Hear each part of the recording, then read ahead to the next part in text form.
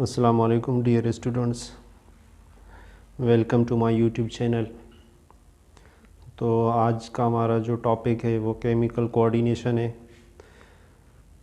Chemical coordination को समझने के लिए आपने फ़र्स्ट ऑफ़ ऑल दो चीज़ों को समझना है।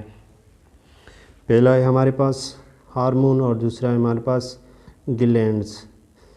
तो कोऑर्डिनेशन का मतलब है किसी भी बॉडी के फंक्शन को रेगुलेट करना।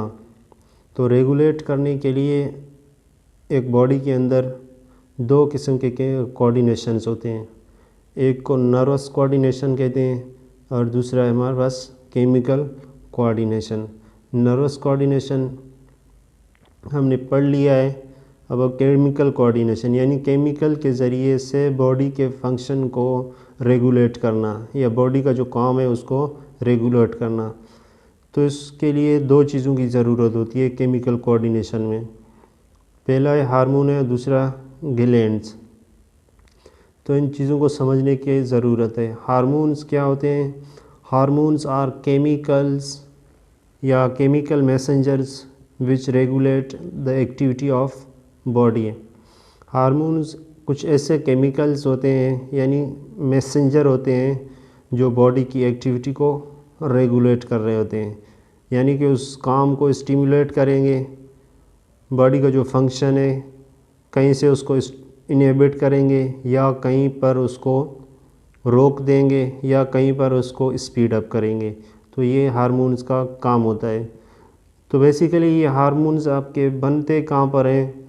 हार्मोन्स आपके ग्लैंड्स के अंदर बनते हैं। Glands are sac like structures which produce chemicals। Glands आपके एक थैली नुमा स्ट्रक्चर होते हैं जो केमिकल प्रोड्यूस करते हैं। तो ये आपका केमिकल हार्मोन भी हो सकता है, ये आपका केमिकल एंजाइम्स भी हो सकते हैं। तो ये वाले जो ग्लैंड्स हैं इनके दो किस्म की टाइप्स हैं। एक को हम एंडोक्राइन ग्लैंड बोलते हैं, दूसरे हमारे पास एक्सोक्राइन ग्लैंड्स होते हैं। जो एंडोक्राइन ग्लैंड है या जो एक्सोक्राइन ग्लैंड है वो ऐसे ग्लैंड्स हैं यानी ऐसी थैली है। सपोज़ ये आपका ग्लैंड है। ग्लैंड की डेफिनेशन हम किस तरह करते हैं? आ सेक लाइक स्ट्रक्चर, एक थैली नुमा स्ट्रक्चर जो क्या प्रोड्यूस करें? केमिकल प्रोड्यूस करें। तो ये एक सेक लाइक स्ट्रक्चर हो गया। इसके अंदर केमिकल्स हैं आपके, सपोज़ हार्मोन्स हैं। तो ये आपकी सेक्रेशन ज़ाहिर सी बात है किसी एक नाली के ज़रिए, मखसूस नाली के ज़रिए अपने टारगेट आर्गन तक पहुंचाए। यहाँ से सेक्रेशन निकलती हैं और इस नाली के ज़रिए, इसको हम डक्ट बोलते हैं, इस नाली के ज़रिए एक मखसूस आर्गन या अपने टारगेट तक हार्मोन्स पहुँचे। मतलब हार्मोन को जहाँ पर काम करना होता है वो इस नाली के ज़रिए जाता है। तो ऐसे ग्लैंड को हम क्या कहेंगे? Exocrine gland.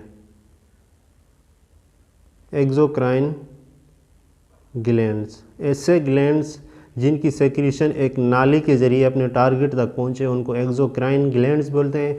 और दूसरे एंडोक्राइन ग्लैंड ये डक्टलेस होते हैं। कौन से? एंडोक्राइन ग्लैंड्स ये डक्टलेस होते हैं, मतलब इनमें ये वाली जो नाली है वो नहीं होती।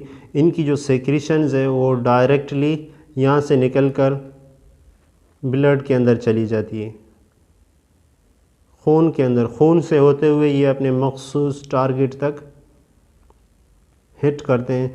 तो ऐसे आर्गन्स, ऐसे ग्लैंड्स को हम क्या कहेंगे? Endocrine glands. यहाँ पर डेफिनेशन भी लिखी हुई है, दीज ग्लैंड्स आर डक्टलेस यानी नाली नहीं होती इनमें एक मखसूस, which pure secretions direct into blood. इनकी जो सेक्रेशन होती है वो डायरेक्टली ब्लड के अंदर होती है। तो ब्लड से होता हुआ वो हार्मोन अपने टारगेट तक पहुंचता है। तो ऐसे ग्लैंड्स को हम एंडोक्राइन ग्लैंड्स कहते हैं। तो ये आपके पास एंडोक्राइन ग्लैंड्स लिखे हुए हैं। थायराइड है, पैराथायराइड है, पेंक्रियाज है, एड्रिनल ग्लैंड्स हैं, गोनेड्स हैं, ग्लैंडुलर एपिथेलियम है, थाइमस है, पीनियल है और पिट्यूटरी ग्लैंड्स हैं। पेंक्रियाज हार्मोन्स भी बनाते हैं और आपके एंजाइम्स भी प्रोड्यूस करते हैं। तो ऐसे ग्लैंड्स आपके एंडोक्राइन ग्लैंड भी कहलाते हैं और एक्सोक्राइन ग्लैंड भी कहलाएंगे और इनके पास एक मखसूस नाली होती भी है और जो हार्मोन्स हैं वो डायरेक्टली इनके ब्लड के अंदर चले जाते हैं और इनके जो एंजाइम वो एक मखसूस नाली के ज़रिए होते हुए आपके स्मॉल इंटेस्टाइन के अंदर आती है, यानी दोनों काम कर रहे होते हैं। तो हार्मोन्स की जो टाइप्स हैं, दो टाइप्स हैं हमारे पास, एक स्टीरॉयड हार्मोन है, दूसरा है non steroid hormone. Steroid hormone these are lipids are made from cholesterol. ये हार्मोन आपके लिपिड्स चिकनाई यानी कोलेस्ट्रॉल से बने हुए होते हैं। इनकी एग्जांपल हैं estrogen, testosterone and cortisone. Non steroid these made from amino acid. ये अमाइनो एसिड से मिलकर बने हुए होते हैं। इनकी मज़ीद 3 कैटेगरीज हैं, A, B and C. Amino hormone या अमाइन हार्मोन इनको पढ़ें आप, पेप्टाइड हार्मोन, प्रोटीन हार्मोन। तीनों के तीनों बने तो अमाइनो एसिड्स हैं, लेकिन इनकी थोड़ी अमाइनो एसिड की तरतीब या अमाइनो एसिड की जो तादाद है वो आगे पीछे, इस वजह से इनको 3 कैटेगरीज में रखा गया है। Amino hormone these modified of single amino acid. ये एक सिंगल अमाइनो एसिड से बने हुए होते हैं, वो भी मॉडिफाइड तरीके से अमाइनो एसिड जुड़ा हुआ होता है।